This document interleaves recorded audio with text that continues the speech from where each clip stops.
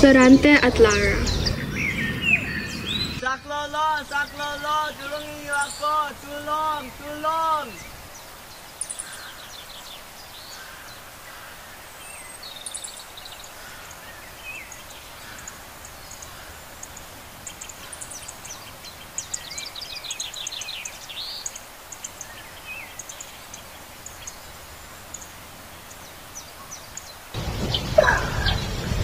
Maraming salamat sa iyong tulong. Ano ang iyong pangalan? Ang aking pangalan ay si Aladdin. Ikaw, ano ang pangalan mo?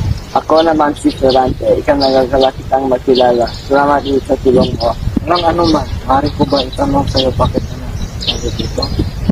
Sige, pero una sa lahat, pwede ba kita ang may bintahan sa aking bahay? Ito lamang may sisikip ko sa iyong kabutihan sa bakilong sa akin. Walang ano man, kung nagagalak ko na pumunta sa bahay mo.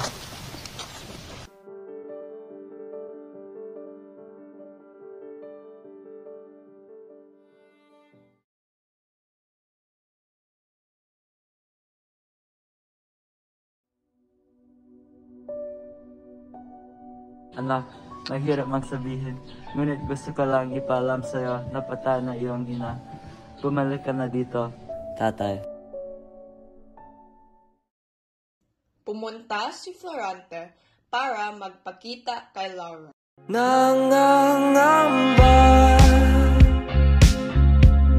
Nangangamba ang iyong puso, hindi ka sigurado.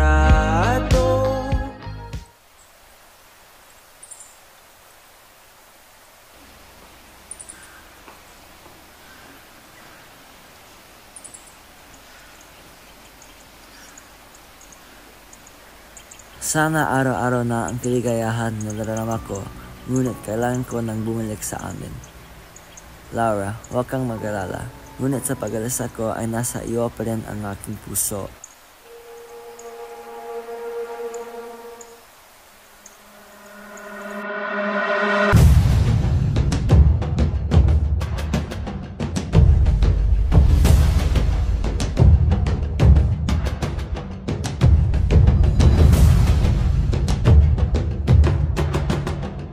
Wala si Florante, nakahanap ng pagkakataon si Adolfo na agawin si Laura.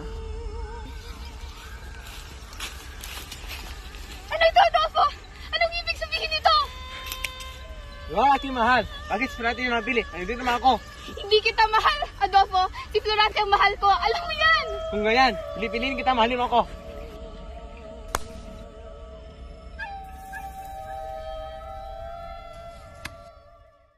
Maraming salamat. Ano nga pala ang pangalan mo? Ang aking pangalan ay Florida. Galing ako sa Persia. Wala ka naman. Ako naman si Lara. Paano mo nga pala ako ulit natagpuan? Narinig ko ang iyong sigaw. Kaya't ako ay biglang naiisip nung ka. Anong gusto mong kapalit sa paligtas ng aking buhay? Hindi na bale. Basta't ikaw ay ligtas sapat na. Maraming salamat ulit. Ano nga pala ang kwento? Yan ang aking kwento.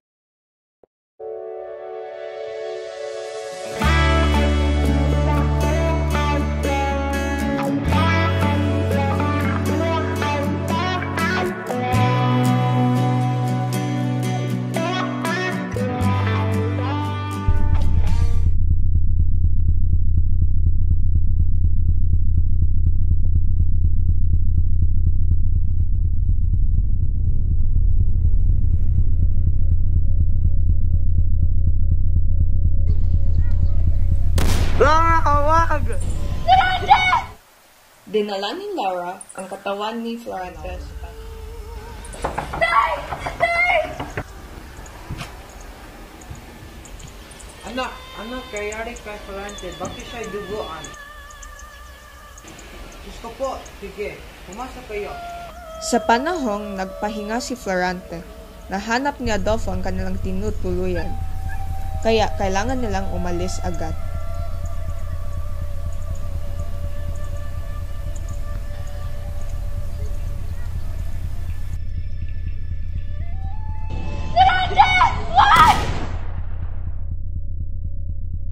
Laura, hindi maaari ito. Mahal, hindi ka pwedeng mamatay.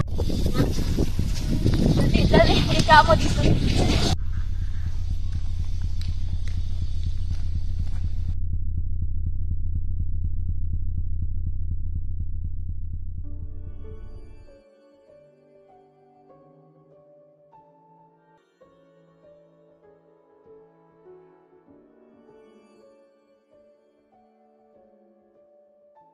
Sa mga oras na bumalik ng kalusagan ni Lara, ay dinalaw siya ni na Florida at Aladdin.